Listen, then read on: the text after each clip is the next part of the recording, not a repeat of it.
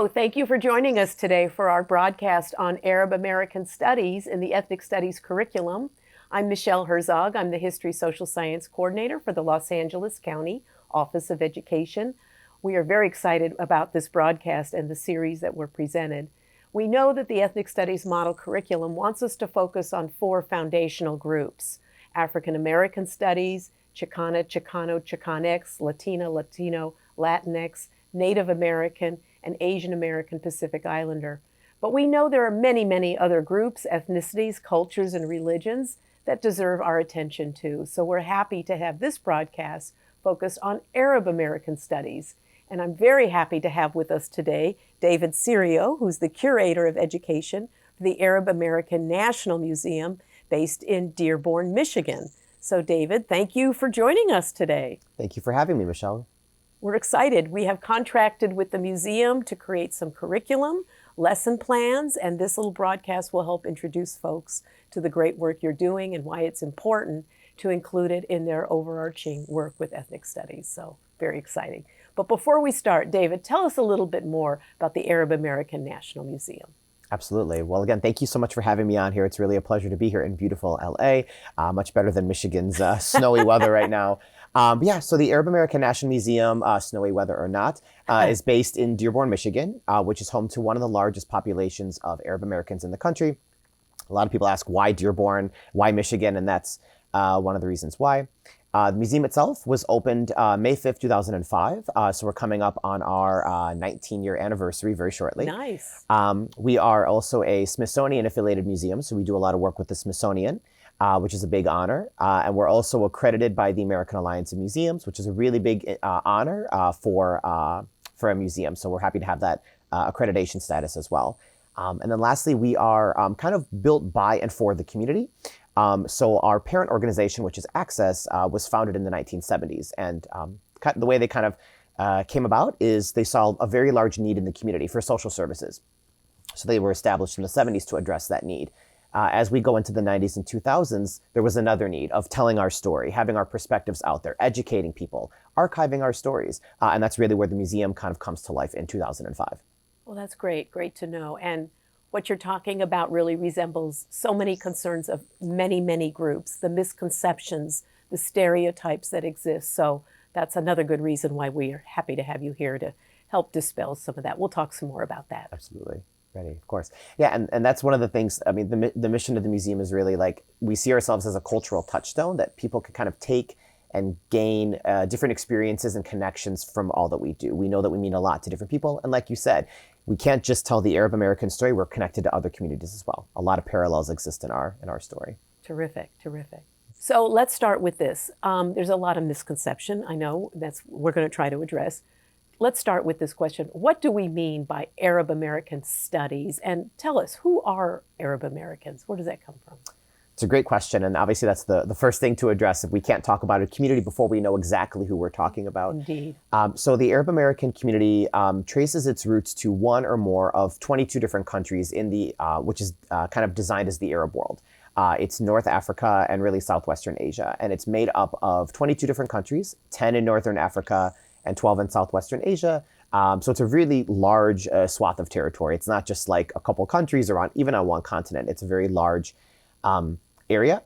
And it's also very different than the Middle East. I mean, there's nothing wrong technically with using Middle East or Middle East, North Africa as a definition. But if you're talking Arab American specifically, Middle East tends to leave out other communities, right? So if you look at a typical map of the Middle East, it'll eliminate most of the North African countries. So if you're telling Arab American studies, but using that definition as Middle East, they're not in sync exactly, right? There's definitely some differences.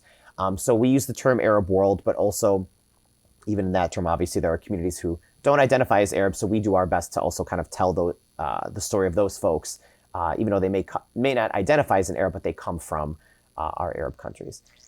And there are three things that kind of unify these factors. So when we talk about what makes these countries Arab, we're talking about like a shared linguistic connection, a shared culture, and things like that. So a lot of people are confused why there's 22 or why Iran, for example, is not an Arab country, but it's Middle Eastern. and it's missing that linguistic and cultural connection. So just as an example. Yeah, it's very complicated, isn't it? It's very You complicated. can see how people misunderstand or mischaracterize. Absolutely. Yeah. Absolutely. And that's why we're here to, Exactly. to help kind of shed that knowledge. Thank you. And then, yeah, so when we're talking more about Arab American, so again, it's folks that connect to one or more of those 22 countries. And then here in America, we have a very large Arab American population. So we're talking about folks who come, who are scattered all across the United States. We have huge populations in California, Michigan, New York, et cetera. Arab Americans are found in all 50 states. A lot of Arab Americans, like many other communities, are in like major metropolitan areas. So Los Angeles, Detroit, New York City, Chicago, et cetera. But you'll find folks in rural areas, all the way even up into like Alaska and maybe some other states that might be a bit surprising. But we have Arab Americans all throughout the United States. And really, Arab Americans today are linked again through like a common language, a shared cultural experience, and ancestry and connection again to the Arab world. We're a very extremely diverse population. So when we're talking about Arab American studies, it's really focusing on the diverse aspects of the community, right? You can't study like one story or a story from one part of the Arab world and that's it. We really try to do our best to kind of cover as many stories and cultures and languages and identities as we can when we're talking about Arab Americans, just because it's such a broad community. And again, you'll find that with other communities as well. And then again, even with our unifying features, again, there's a lot of diversity. So when we do like workshops and things like that, we'll talk about, being aware of language differences. Somebody who's from Iraq speaks very different Arabic than somebody from Morocco. So we try to do our best is to, again, tell a really vast story when we're identifying Arab Americans. And again, there are communities, again, who have roots in the Arab world or who may or may not identify as Arab Americans. So also being very sensitive to communities who come from one of our designated Arab countries, but may have different layers of identity, but still trying to showcase those stories without giving them the label of Arab American. It's a very complicated but beautiful community. Well, we see that kind of diversity in many, many groups too. So this is not uncharacteristic. Exactly. And there's religious diversity too within. Absolutely. So there's a lot of religious diversity. So one of the really common misconceptions is that all Arabs are Muslim and that all Muslims are Arab, kind of that they're almost, again, kind of synonymous. And that's not the case. While you do have a lot of folks who are Muslim, not only, so I guess to kind of back up, you have a lot of Muslims, and even in Islam, there's a lot of diversity. So you'll find a lot of different sects, ideas, traditions, beliefs within the religion. But then again, you'll also find a lot of other religions in the Arab world. You'll have a lot of Arab Christians, for example. There's about 14 million Arab Christians in a lot of our Arab world.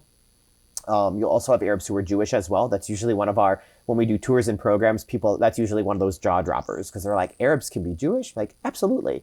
If you look at the origins of Islam, Judaism, and Christianity, they're all relatively within this region. And so you'll have Arabs, again, who are Jewish and other religions as well. It's not just those major monotheistic religions. So there's a lot of diversity when it comes to religion. And even if you look at the Arab American population in America, it's really split. About 50% of Arab Americans are Christian and 50% are Muslim. Interesting. And then, of course, a little asterisk for the smaller but still existing Arab American Jewish population and other smaller communities that might exist here. Interesting. So the common characteristic, language, you said, and cultural traditions. Yes, amongst the people, it's the language and it's the shared history and culture. And then when it comes to the Arab countries themselves, it's membership in the Arab League. That's kind of our third and final unifying factor. But yeah, religion is often thought of as something that unifies the community, and it absolutely doesn't. I mean, you have Arabs, again, who are all different faiths and even non-faith, right? You have folks who are agnostic, atheist, and so on and so forth. So it's a really common misconception. And then if we look at like the Muslim population, right? So if we zoom out of the Arab world and look at the Muslim population across the globe, Arabs are a very small population. It's about 15 to 20% of Arabs, of the total Muslim population are Arab. So Arabs are a minority even when we look at like Muslims across the globe. Oh, that's interesting too. Wow. And then we have we have like a lot of just like fast statistics on religion because a lot of people will come to us and once we kind of dispel those stereotypes, they'll have a lot of questions of like, wait, how is that possible? I thought Arab was synonymous with Muslim or vice versa. And it's like, well, so we do a lot of unpacking with those layers of identity. And while you do have a lot of folks who may identify as Muslim in the Arab community, it's not 100%. And so we spend a lot of time kind of unpacking those conversations. That is fascinating, and I think we're all going to learn so much just from your initial conversation and what you showed us. So thank you for sharing that. Of course. Yeah, very easily to misunderstand all of that, characterize.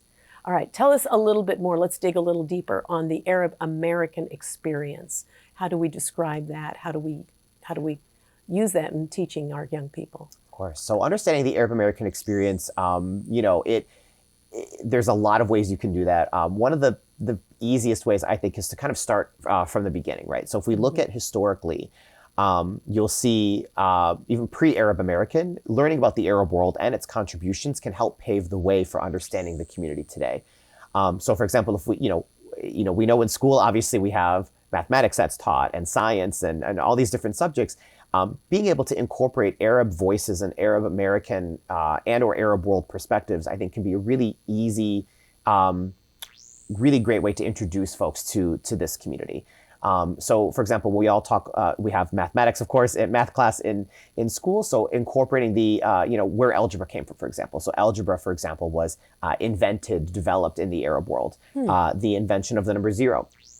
Very useful, of course. Really? Also came from the Arab world. Wow. We have science as well. So having, highlighting astronomers. We have some very well-known scientists and astronomers, both male and female, who helped improve sciences, especially with helping to invent some of the first astrolabes that came about. Talking about medicines, right? If we're going to, again, medicine and science and things like that, talking about folks who worked in mental health, talking about folks who helped develop, different diagnoses on like measles, smallpox, things like that.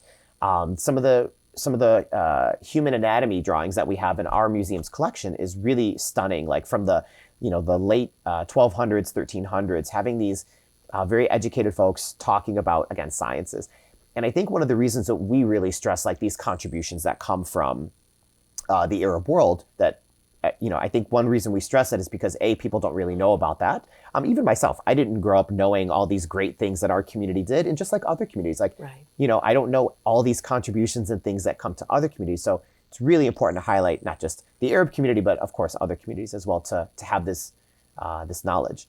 And so again, I think it's really important to kind of start from the beginning, and then start kind of coming more towards present day. So I think what you're bringing up is very, very important, particularly for our Arab American students in our classrooms. Exactly. Like you said, growing up, you didn't know these stories. They're very empowering when kids see their own people being represented in a positive light, because there's Absolutely. too much negative as there is. But when they see contributions, they sit up a little straighter, right? And we hear Absolutely. this from all groups. And that's one of the major goals and thrusts of ethnic studies, for kids to see their own stories reflected in the curriculum, where it's often misused or not characterized in the textbooks, but also to learn about each other too. So, Exactly. yep, it's a familiar story. Absolutely. And yeah, like you said, like it's so impactful. Like when I was growing up, my family's from Lebanon, never heard anything about the Arab world or Lebanon or anything that's related to that part of the world. The only time I ever heard it was in cases of like war or bad guy versus good guy, bad guy being the Arab countries in a political sphere. And I was like, I would be so I'm half Lebanese, half Sicilian. And I remember when I was much younger, I would embrace my Sicilian. I'm like, no, I'm not Arab. I'm Sicilian, because I never heard anything good. But then when I started, doing my research, going to college, learning at the Arab American National Museum as a guest first, I was like, wow, like we invented the number 0. That's big. You can't do anything without that. And so, yeah, just to echo what you said, like it's so important. Powerful. And you're right. It gives kids a bit of a prideful thing to embrace their heritage. Yes. And you'll find a lot of connection points too. Like, oh, you guys invented that. Well, we invented this. It's cool that it kind of goes together. So Tell us about April. yeah, so April is Arab American Heritage Month, which is really exciting. It's been increasing in terms of acknowledgments. I believe President Biden acknowledged it last year or the year before, recently. And so April is Heritage Month. And if you're ever come to Detroit or Dearborn in April, we have free admission. But it's, again, if you're an educator and you're really trying to find a way to incorporate these stories, having Heritage Month is a really great, I don't want to say excuse, but a really great logic to incorporate those It's a stories. starting point. There you go. Thank you. And like many of these months, we don't want to designate the study to that particular month. True. We want it woven in. I love that you gave the examples of math and science. Math teachers can simply raise that contribution in a math class. It doesn't have to be in a separate ethnic studies course, but there's natural places to integrate those stories in. So I'm glad you brought up those examples. Absolutely. So we'll talk to our math and science teachers out there, Yeah. and here's some easy ways they can incorporate some of that. So terrific. Absolutely. Talk to us about immigration. Sure. So once we kind of have the history, once we have the past understood, Sure. then we go into more of the more updated present day. So we have 4 different time periods of Arab immigration. So again, one of the reasons we talk about Arab immigration is just because, again, a lot of people, when we interact with people at the museum, we ask people when they think the first Arabic-speaking people come to North America. And for a lot of people, they think the 1970s, like very recent.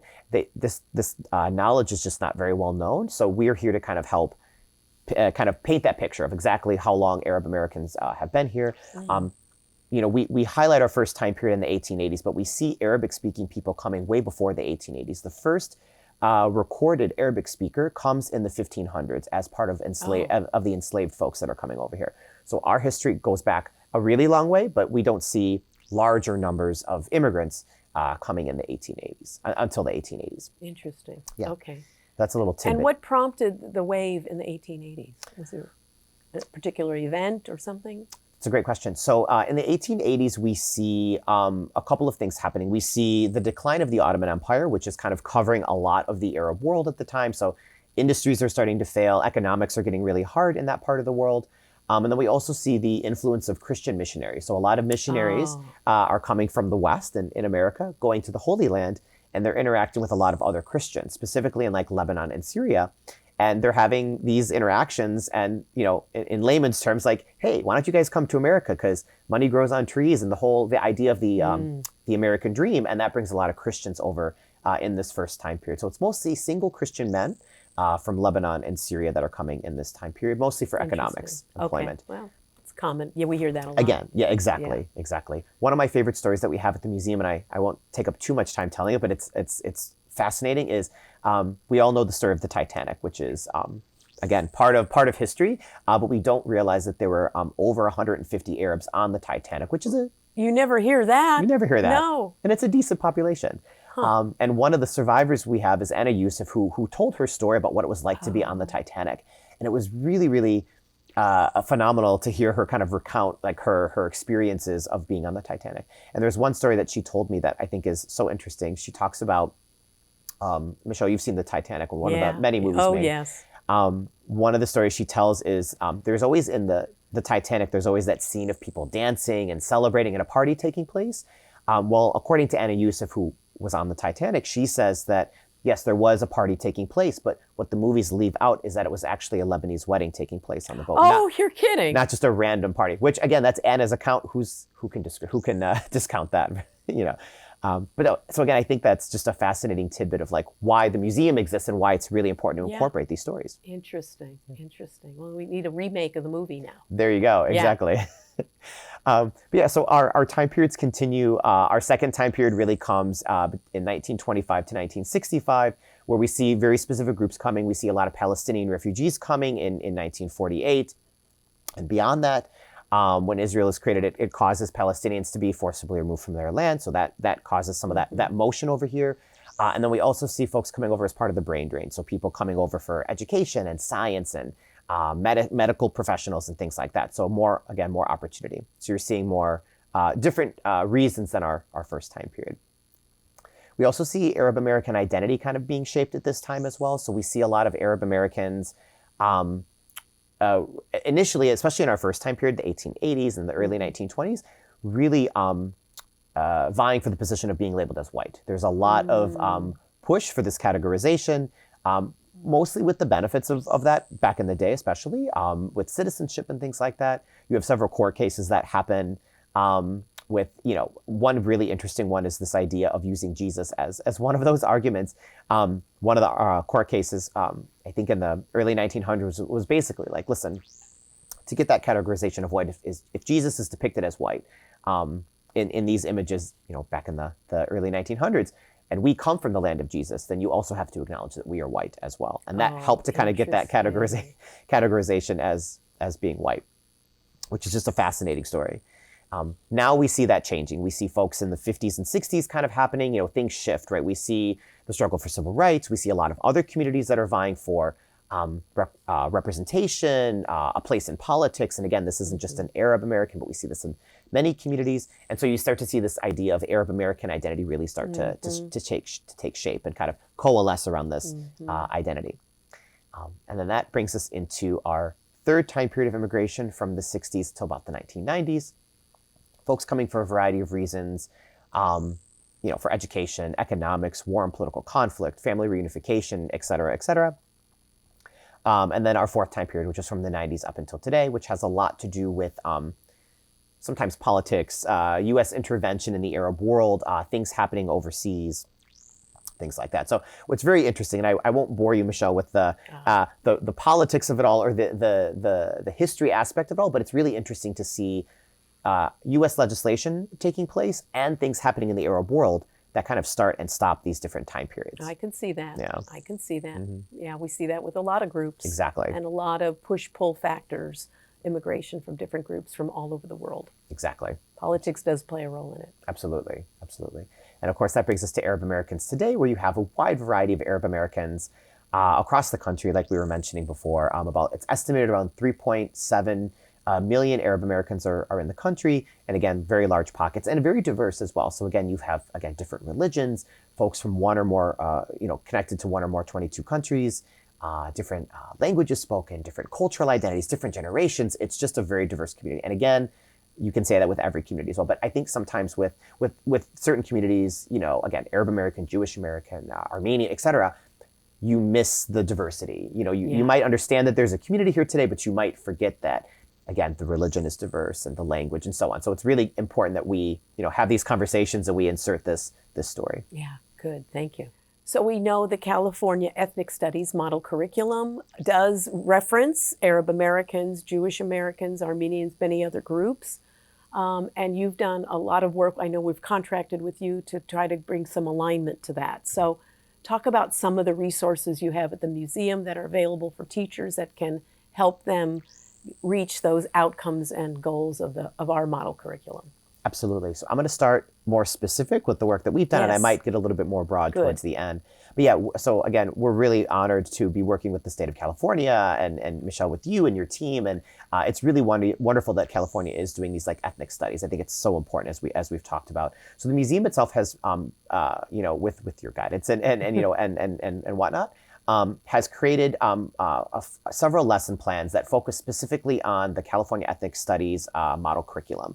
So we've taken a lot of what we've had that's been more Michigan focused and turned it so that it references, of course, the Ethnic Studies model, which I think is really, really wonderful. So and our California state standards. And the California state standards as well. Yes, I saw you did that too. Exactly. So we have a wonderful team of teachers who have been working on this, which has been phenomenal work. And it's also opening up our eyes too of there is a need beyond just Michigan, which we are a national institution. So it's really nice to be able to take what we have and make it accessible to California teachers in this case, and hopefully other teachers in the future.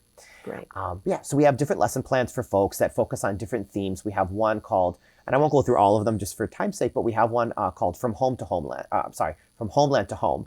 And that really focuses on Arab immigration specifically. So again, going from the homeland and immigrating to the United States for a variety of different reasons.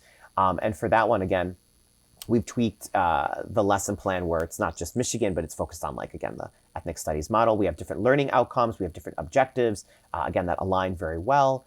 And we have a lot of, we have, again, a few different other lesson plans that we have here.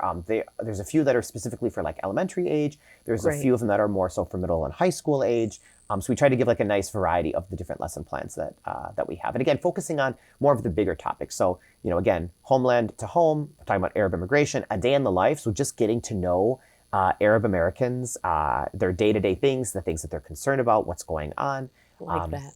The idea of American dreaming, what's that about? So the American dreaming one is really focused on the American dream. This idea of people immigrating and coming over here to vie to get that American dream, and then sometimes achieving that and having that, and then sometimes having the reality be just slightly different in a variety of ways. So that's a really great one because we are all familiar with the American dream. And then Heroes and Villains, I think, is a really important one. This is a good one. Yes. This is one of my favorites. It really focuses on just in a nutshell, really kind of characterizing heroes and villains. And when we think of a hero, especially if we look at media, Hollywood films, what does that look like? And we have students in the lesson plan, there's activities where they they draw out their hero, or they reference a hero. They might pick Aladdin, or they might pick Ariel from The Little Mermaid, or whoever. And then you compare it with the villains. And if you look at the villains, especially as it pertains to like Arab villains, there's some very common themes. They tend to be a little bit darker in skin. They tend to have like not deformed, but like very hooked noses, accents, even sometimes facial hair or turban. So it's a really great lesson plan that really kind of, we're not aware that we're doing this sometimes, and it really makes us kind of analyze who are our good guys, who are our bad guys, what are some characteristics that make these guys bad. And ideally, through this lesson plan, kids can kind of see some of this bias that exists in like Hollywood and whatnot. So I will even offer to say what you're describing is even more important, I think, in today's political climate, the events going on around the world. This idea of heroes and villains is an important thing to understand before we do too much stereotyping, accusations, conclusions that are misinformed. So I'm glad you're bringing this up because it's something we can all learn from. Absolutely. Yeah. And I think this is really where these lesson plans are coming in very helpful to like lay that foundation from the beginning, right? If you have kids who are going through the school system and being familiar with their fellow neighbors and classmates, this is really what will help kind of quell these stereotypes, having this ethnic studies model with these lesson plans that can help kids be like, oh yeah, Arab American, I know Arab Americans, they're great, or they have similar experiences that I do, versus just nothing, and then media and the news and films kind of filling in that gap, which can be obviously very problematic. So David, I'm reminded about 9/11 and all of the discrimination and hatred that bubbled up from that. Misconceptions, misideas. I think that's exactly a good example of what we're trying to prevent when we're looking at world events. Absolutely. Yeah, it's really interesting if you look at as soon as 9/11 happened, the unfortunate events, Arab Americans were really kind of targeted, hit twice, really. Obviously, once with everybody else feeling the impact of the horrific. As Americans, yes. Exactly, as Americans. And then the other impact is like the immediate targeting right after that, right? This idea of like not only just surveillance, but like extra surveillance. There was some studies that came out of like surveillance across the country and what areas of the country were surveilled the heaviest. LA was number one, I believe, and Dearborn, not Detroit, not Metro Detroit, Dearborn, this small city of 100,000 people, was the second most surveilled city in the entire country because of the very large Arab and Muslim presence in Dearborn. Exactly. So yeah, it's unfortunate that anytime there's an instance that happens, and we see this with other communities as well, something happens, something bad might happen, and then all of a sudden everybody turns to that community, and there's hatred and ignorance and bigotry towards that, and so we see that happen, and we see that from time and time again of just instances happening, and everybody, again, people who are ignorant or uninformed, blaming the community and just blanket statements towards that community of like anti-Arab, racism, Islamophobia we see pop up, and things like that. I will say too, one of the things that's been very nice is you do see a lot of communities coming together. So after 9/11, for example, we saw support from the Black community, the Jewish community, the Japanese American community that came together and said, hey, we've been through this before, we're coming to the aid. So it's been really nice to see support coming for that. And then I think all of this really starts with education, though. Like, people being educated we cannot underscore that enough. It's so impactful to be able to get kind of past these stereotypes. And then, beyond the lesson plans that we have, if folks want a larger kind of educational component, if there's something that, is not in the lesson plans that the teachers want to kind of go, again, off script and like bring in, or if they see another really great connection, the museum is really rich with a bunch of different resources on the website. We have a bunch of other different lesson plans that people might be able to like borrow some things from, if it's a decent fit. We have virtual tour options as well, so folks can take a live guided virtual tour with yours truly or my wonderful education staff. We have pre-recorded tours for folks if people want to reach out to us and get pre-recorded tours package. We do teacher PDs. We have a lot of like crafts and things like that for kids, so we can mail out craft kits. We have like little mosaic craft kits, which are really cute. And yeah, I mean, and one of the easiest ways I think to learn about a community is through the art, is through the food, is through dance. It doesn't have to be, I mean, it certainly is great to have, but it doesn't have to be these like super academic. It can be very easy, at least initially. And then you can maybe build up to something else. So we also do a lot of dance lessons. We can do some like pre-recorded dance videos where people can learn traditional Arabic dances. We have crafts, but there's also a lot of rich resources if folks have a very large bilingual community, a large population that speaks Arabic. We have our English Arabic story time, where books are read. They're pre-recorded videos, but they're read in English and then read in Arabic. And I can't tell you how many times we've given that to teachers, and teachers will write us and be like, "Oh my gosh, there's a language barrier, obviously, but when they hear Arabic being spoken in this video, they light up and they're like, oh my gosh, like, thank you so much for having something that is in my language." And it's also a great way for other kids who maybe don't speak Arabic to learn a couple of fun Arabic phrases and kind of have that bridge. Nice, nice. So we've been talking about this too. Let's zero in a little bit more. Why it's important for Arab American studies to be included in an ethnic studies curriculum. So a couple more points you might want to make on that. Absolutely. Yeah. So, I mean, one of the reasons it's so important to have, ethnic studies highlighted is, again, just learning about a community. We have, again, as I mentioned, food and hospitality is one of the easiest places. If you don't do anything else, having food highlighted is a very easy way to get somebody introduced to that community. Having a diversity day and having somebody bring in baklava or chicken shawarma or whatever kind of foods might exist. Again, dance, art, culture, these are all really easy points for people to get to understand and learn about the community. And as we mentioned before, contributions in math, science, technology, it goes beyond just like one specific area. There's lots of ways things can be incorporated. Again, stories of immigration can fit in with other communities as well. So if you're learning about a specific time period and, if you're highlighting, communities from a specific part of the world, can you incorporate Arab Americans into that time period of immigration? So there's a lot of really great, easy ways to fit in. So whether you have Arab American students in your school or not, Arab Americans are in the news. So it's an important aspect to include in all our ethnic studies work. Absolutely. So whether you have them in the classroom or not is a really great point to make. Yeah. And then again, just like knowing your community, the Arab Americans are everywhere, right? And there's not, even if you don't know it, that you might have Arab American colleagues, neighbors, community members, et cetera. And again, the more we know about our fellow community members, the better our world is. Learning about other cultures, communities, traditions is a really great way to promote respect, tolerance, understanding, creating empathy also. It's an unfortunate thing to go in the world and not know about your community members. It just seems like a very narrow look towards the world and your community. And so, again, without having this knowledge and without having this background, this creates, ignorance, fear, and really stereotyping. And I feel like people talk about this all the time. It's really true, though. You don't know anything about a community, and you're just digesting bad social media. If you're digesting Hollywood films, if you're seeing all of this, that's all you're going to have. And, the minute you see someone who fits that profile of what you're looking at, you're going to have a really negative reaction. And one of the... So here we go. Here we go. So like really focusing on like these stereotypes that exist, and there's really ideas of kind of where they come from. So the media and film really play a huge role into this, right? So as I was mentioning just a moment ago, like if you don't know anything about the community, but you're only getting your information from from Hollywood cinema, it could create a really negative effect. And this is a really good example of that, right? So we see Hollywood depicting Arabs in very specific ways. There's a really great study that's done by the late media analyst, Dr. Jack Shaheen, where he watched over just around 1,000 films from Hollywood. Fun job, but a lot of work. Yeah. And he watched about 1,000 films from Hollywood depicting Arab or Arab Americans. I'm tempted to ask you the question of how many films you thought were positive, but probably not as many as negative, huh? Exactly. So 12. So really? Out of 1,000 films, 12 were positive, which is really, really bad. And what time frame are these films?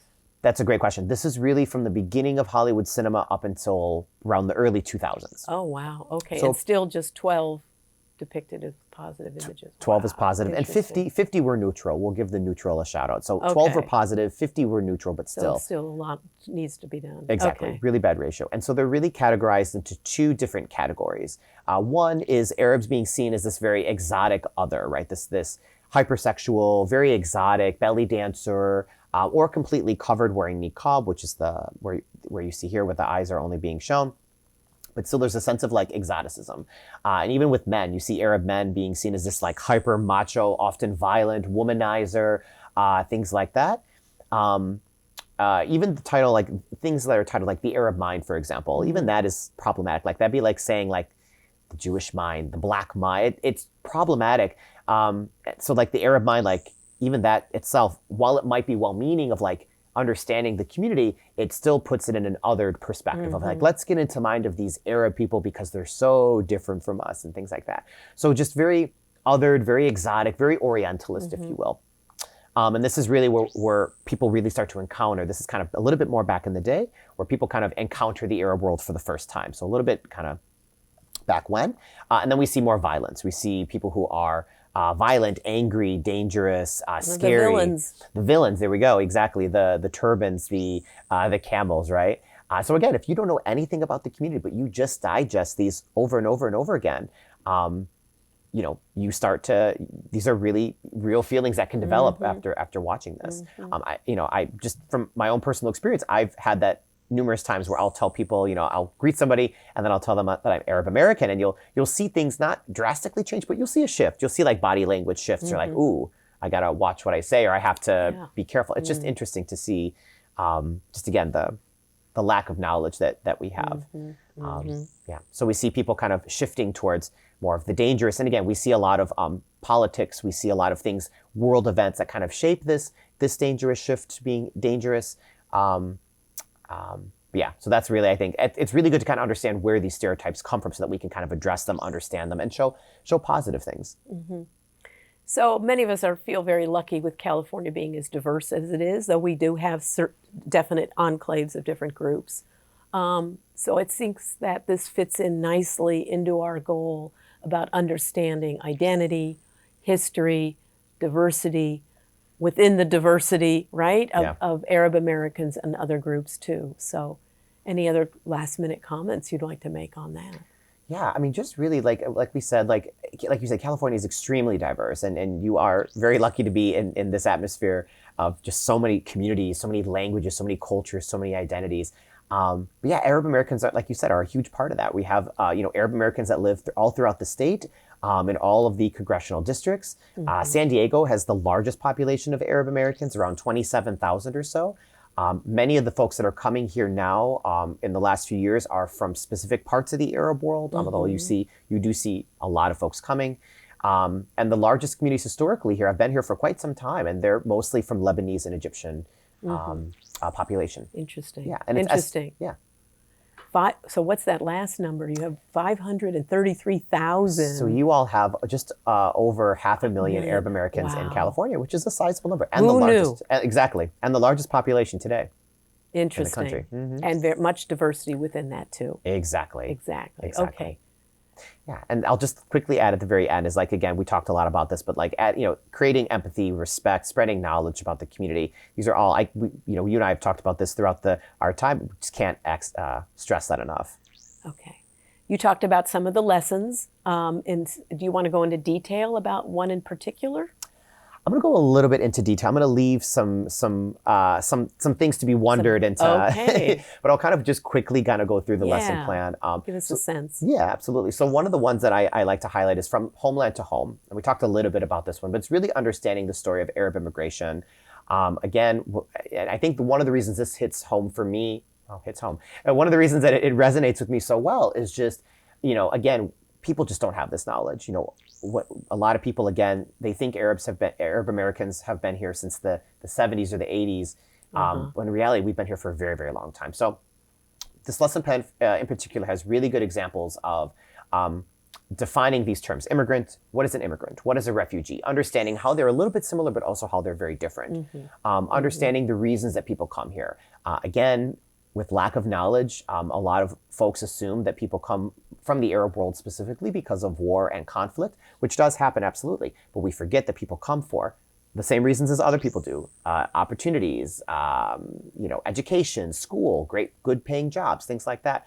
So this lesson plan really helps folks to kind of unpack the reasons people might move from one country to another. So again, kind of giving that same grace and same privilege to the Arab American community that we know about other communities.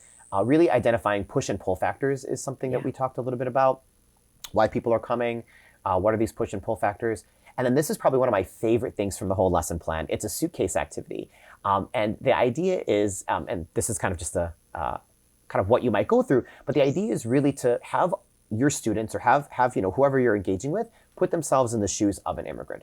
So the activity tells folks that they can draw up to or choose if they want to have a conversation, but decide what 7 items you're going to pack in your suitcase, right? The idea that you can take tons and tons of suitcases and everything that you own is not always the case. So the activity is really think about what's really important to you. What do you need to take with you? Obviously you need documents and passport and things like that. But it's a really good exercise for folks to kind of put themselves in the shoes of an immigrant. And then we won't go through these again, but we talked, it highlights in the lesson plan these different time periods of Arab immigration, starting from the 1880s and going all the way through present day. We talk a lot about activism as well. So there's a part of the lesson plan where you can choose from 3 different stories of Arab American activists who came as immigrants and who are now kind of contributing to their neighborhood, right? Whether it's super, super small scale. We have the story of Kay Elder, who's this amazing woman who fought for her community to stop her housing structure from being bulldozed by a company that was trying to make room. And on the other side of the slide, you see the story of Najee Dayfullah, who actually comes to California, works in the farms out in California, helps to organize with Cesar Chavez, which again, that's a really good connection point. Go. We know Cesar Chavez. We may not know the Arab American component to that. No, you don't hear that.